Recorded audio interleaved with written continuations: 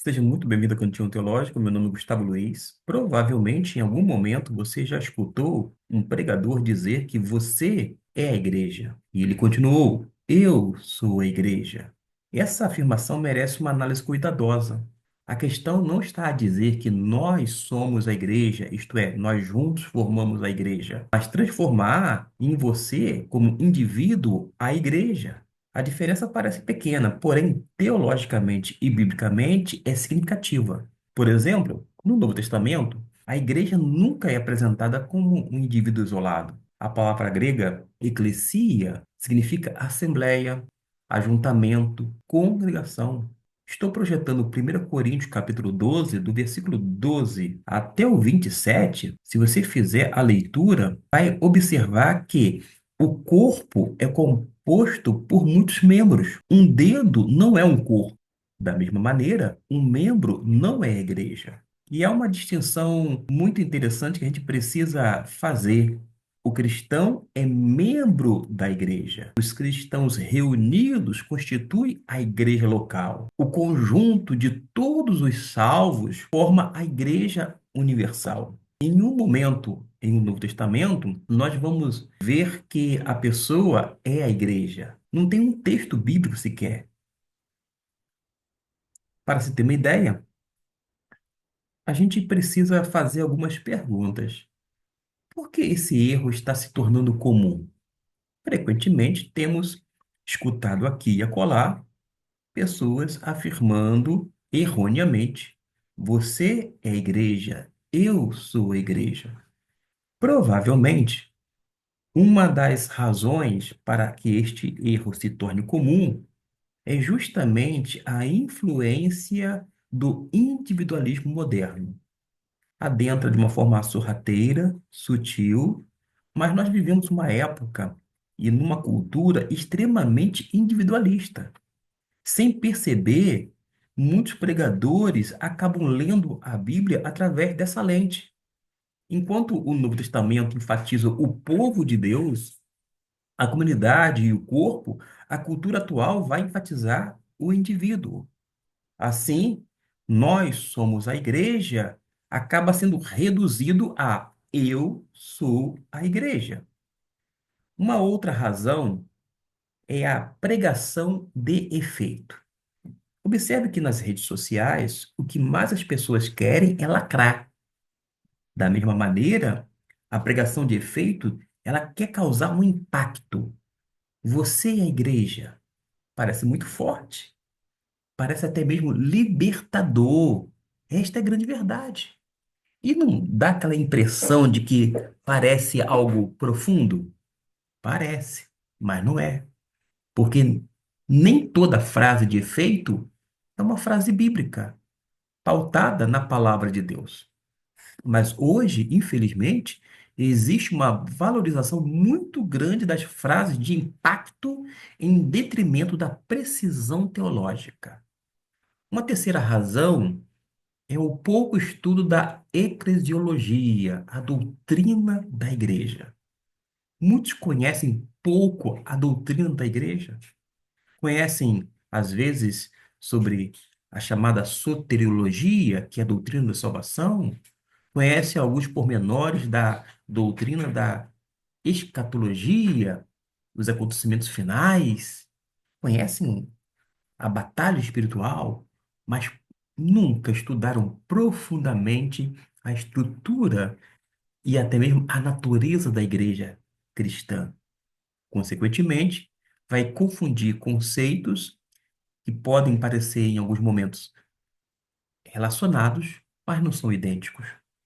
Mas também existe uma confusão entre metáforas bíblicas. As pessoas às vezes não concebem exatamente uma coisa da outra. Elas acham que parece, mas a gente sabe que os conceitos não são necessariamente sinônimos. Uma outra razão talvez seja a influência do pragmatismo. Às vezes, a intenção é combater o chamado tradicionalismo. O pregador quer dizer: você não depende do prédio. Essa ideia é correta.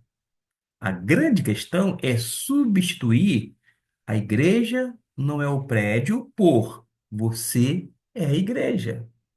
É certo afirmar que a igreja não é o prédio, mas dizer categoricamente que você é a igreja é outro erro.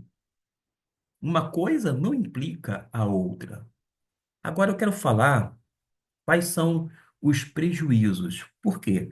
Algumas pessoas acham que quando este, por exemplo, fala sobre essas questões, e isso me torna uma pessoa um tanto rabugenta para alguns, porque as pessoas não querem ser orientadas, as pessoas não querem, algumas vezes, serem conduzidas às páginas das Escrituras. Muitas delas já estão convencidas, convictas, mas cá entre nós, redondamente enganadas. Mas os prejuízos são os seguintes.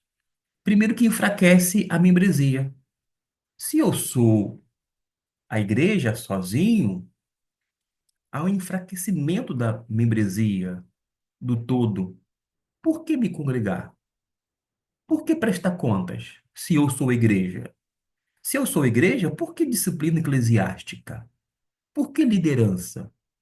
Tudo perde a importância. Além disto, um outro prejuízo é que estimula o cristianismo independente. A pessoa conclui: não preciso de igreja, quando o Novo Testamento ensina exatamente o contrário. Um outro prejuízo é que esvazia a doutrina da igreja local.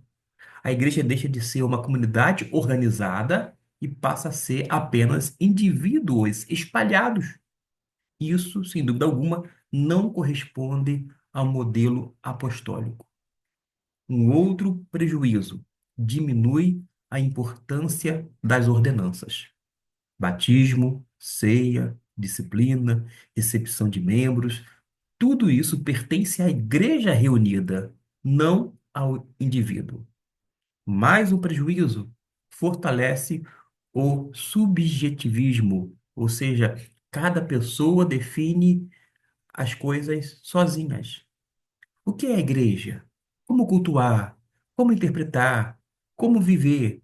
Mas de uma forma subjetiva, não objetiva a partir das escrituras sagradas. E isso vai favorecer um cristianismo sem prestação de contas. Agora eu quero terminar falando sobre o equilíbrio bíblico. O que que a Bíblia ensina? Ela ensina que você pertence à igreja, que você é membro do corpo, você faz parte da igreja, você não é sozinho a igreja, assim como um tijolo não é uma casa, uma ovelha não é um rebanho, um cidadão não é uma nação, um membro não é um corpo. Desta forma, eu quero salientar a importância de nós, sem dúvida alguma, estarmos firmados na palavra de Deus. Porque quando dizemos nós somos a igreja, estamos afirmando que o povo de Deus reunido constitui a igreja de Cristo. E isso não significa que cada indivíduo isoladamente seja a igreja. Defender essa distinção não é preciosismo teológico, é preservar a doutrina bíblica da igreja, a sua comunhão, a sua autoridade e a sua missão.